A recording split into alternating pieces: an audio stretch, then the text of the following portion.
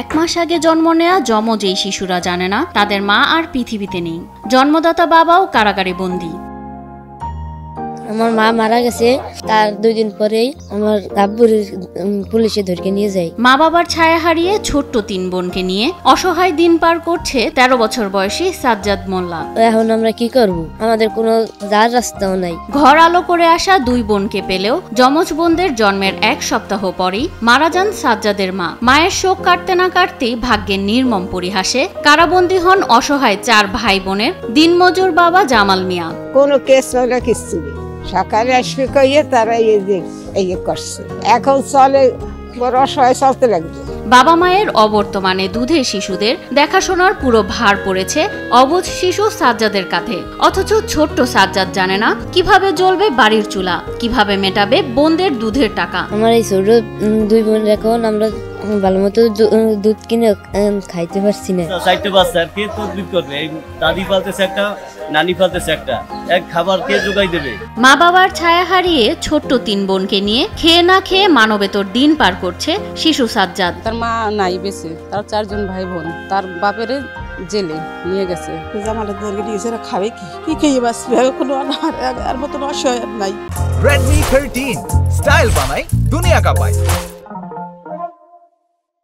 মেয়ে হারানোর বেদনায় থাকা সাজ্জাদের নানিও নিতে পারছেন না তাদের ভরণ পোষণের দায়িত্ব।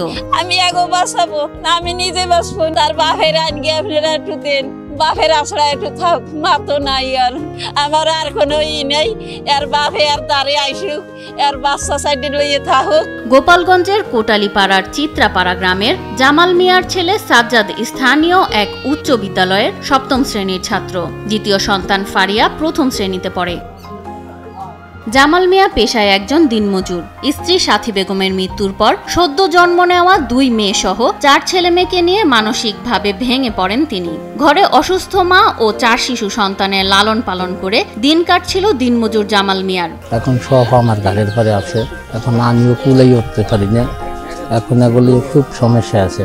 জামাল মিয়ার পরিবারের দাবি, মিথ্যা মামলায় কারাবন্দী করা হয়েছে জামাল মিয়াকে। সন্তানদের ভবিষ্যৎ সাজাতে তার মুক্তির দাবি জানান এলাকাবাসীও। এই জামাল মিয়া একটা মিথ্যা মামলায় তাকে জেলে নেওয়া হয়েছে।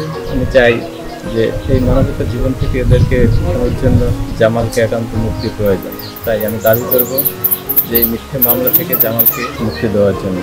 এমত অবস্থায় অসহায় শিশুদের পাশে দাঁড়ালো উচ্চ আদালত। জেলা প্রশাসককে শিশুদের সহযোগিতার নির্দেশ দিয়েছেন। অনারেবল কোর্ট অ্যাকর্ডিংলি আমাদের এই মেনশনিংটা আমলে নিয়ে ওনারা বিজ্ঞ অ্যাটর্নি জেনারেল অফিসকে অবগত করেছেন এবং ওনাদেরকে নির্দেশ দিয়েছেন যাতে লোকাল ডিসি অফিসের সাথে যোগাযোগ করে সমাজসেবা অধিদপ্তর অথবা অফিস রয়েছেন তাদেরকে বলে দিয়ে এই বাচ্চাদের পরিবারের সাথে যোগাযোগ করে এদের খাবার দাবার থেকে শুরু করে সামগ্রিক ওয়েলফেয়ার এই ব্যবস্থাগুলো যাতে করে এবং কোনোভাবেই যাতে এদের দেখাশোনার এবং এদের জীবনের কোনো স্বার্থহানি অথবা কোনো ক্ষতিকারক কোনো কিছু না ঘটে।